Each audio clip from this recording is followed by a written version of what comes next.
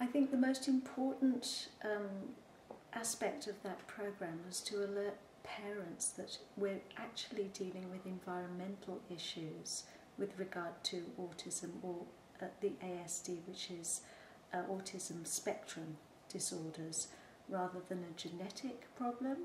And one of the problems that parents have had in the past, say from the 1970s onwards, is that doctors and scientists have been very reluctant to actually look at the problem when we have children, growing numbers of children suffering from ADHD, to the massive increase since the 1980s of autism that's being diagnosed. And when you can't prove a cause and effect in scientific circles, then, you know, basically when I was young and bringing my kids up, it was, oh, you're a bad mother. Then it was, well, it's just bad luck, and now it's in the genes. Well, the fact is, you can't really separate the environment from the genes. They are codependent. And when I'm talking to mums, because very often when a mother is told it's in the genes, they actually feel impotent and there's nothing they can do about it.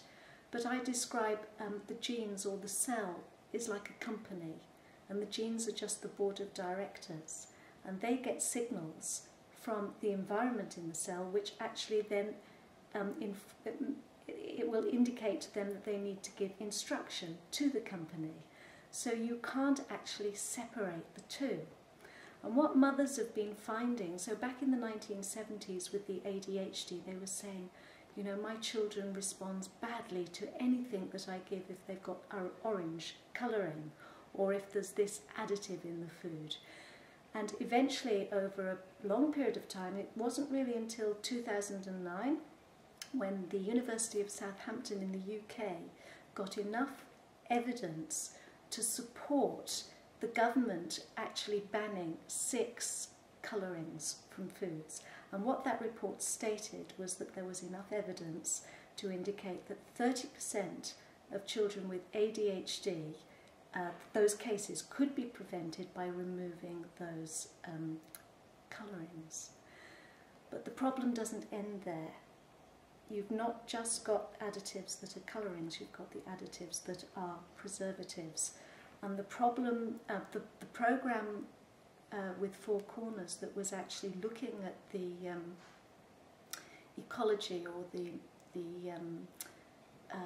bowel flora in children with autism, what they've discovered is that through antibiotic abuse, or a child having a lot of antibiotics during the first years of life, it actually paved the path for very unbeneficial bacteria to inhabit the gut. The Clostridia species specifically. Now, what bacteria in the gut do is they produce fatty acids or sugar acids that can be used by the body for their metabolism or for energy. These particular bacteria produce propionic acid. Propionic acid is also used in the food industry as a preservative to stop mould from growing from refined wheat and dairy products. Propionic acid in itself isn't a toxin, except if the body can't metabolize it and get rid of it. The brain cells will take up propionic acid and use it for energy. And what you've got in the brain is you've got neurons, which are the cells that do the work, give the transmission, and you've got glial cells which support the nerves, and they actually supply the energy to the neurons. They will take up the propionic acid, and if it accumulates, it causes massive inflammatory damage and toxic change.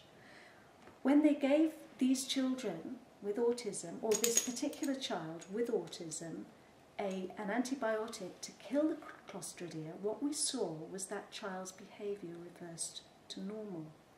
So this indicates that you've got this massive environmental impact on young children that can cause the rapidly developing brain to, it will create changes in the brain that will lead to these lifelong problems for these children.